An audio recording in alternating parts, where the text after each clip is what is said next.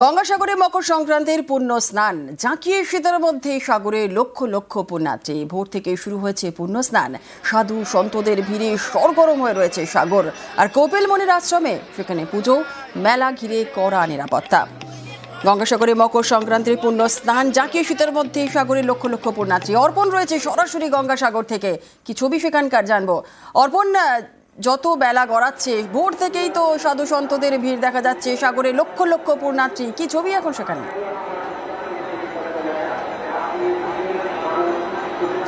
দেখো, 9 তারিখ থেকে স্নান শুরু হয়েছে এবং গতকাল রাত ভোর আমরা যে ছবি দেখিয়েছি, এখনো সকাল থেকে আমরা যে ছবি দেখাবো, মনোজকে বলবো একটু ছবিটা দেখানোর জন্য।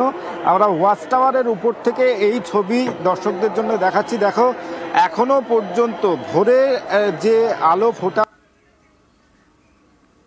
যে গতকাল থেকে যে ছবিটা ছিল সেই ছবিটা কিন্তু সম্পূর্ণরূপে বদলে গিয়েছে, কারণ লাখো লাখো পুণ্যার্থী তারা এখন স্নানে ব্যস্ত এবং এই স্নান চলবে।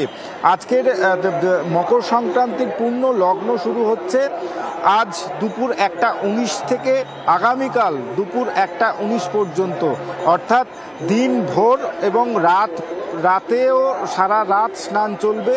এবং প্রশাসনের পক্ষ থেকে জানানো হয়েছে যে বিভিন্ন বাফার জোনে, যে বাবুঘাট থেকে আর কচুবেড়িয়া পর্যন্ত যে বাফার জোনগুলি 19টি বাফার জোন করা হয়েছে, সেখানে প্রচুর পুণ্যার্থী তাদেরকে বাস থামিয়ে থামিয়ে রাখা হয়েছে। কারণ একটাই, যে একসঙ্গে এই ভিড়ের চাপ গঙ্গাসাগরে তারা যদি ঠিক মতো না পৌঁছাতে পারে, সেই কারণেই কিন্তু ধীরে ধীরে তাদেরকে পাঠানো হচ্ছে। আর এই মুহূর্তে ছবি তোমাকে মনোজ দেখাচ্ছে যে সাগরের তট পুরো সম্পূর্ণ কিন্তু ভিড়ে ঠাসা এবং পুলিশ কর্মীদেরকে কিন্তু রীতিমতো বেগ পেতে হচ্ছে সেই ভিড় নিয়ন্ত্রণ করার জন্য।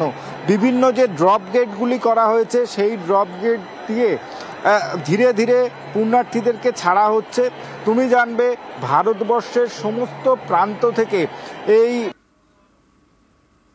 এবং তাদের একটাই লক্ষ্য মোক্ষ লাভের আশায় তারা দৈহিক শক্তি ক্ষয় করে তারা এখানে এসছেন। তারা জানাচ্ছেন যে এই সময়ে সাগরে ডুব দেওয়ার পর তাদের যে রীতি রয়েছে সেইগুলি তারা আচার পালন করার পর তারা ধীরে ধীরে ফিরে যাবেন। একেবারে আশাতেই পুণ্যার্থীরা হাজির হয়ে গেছেন। লক্ষ লক্ষ মানুষের ভিড়। গঙ্গাসাগরের মকর সংক্রান্তির পুণ্য স্নান দুপুর 1:19 থেকেই শুরু হবে সেই সন্ধিক্ষণ, এবং কাল দুপুর 1:19 পর্যন্ত চলবে। জাঁকিয়ে শীতের মধ্যে কিন্তু সাগরে লক্ষ লক্ষ পুণ্যার্থী। ভোর থেকেই শুরু পুণ্য স্নান। সাধু সন্তদের ভিড়ে সরগরম হয়ে রয়েছে সাগর।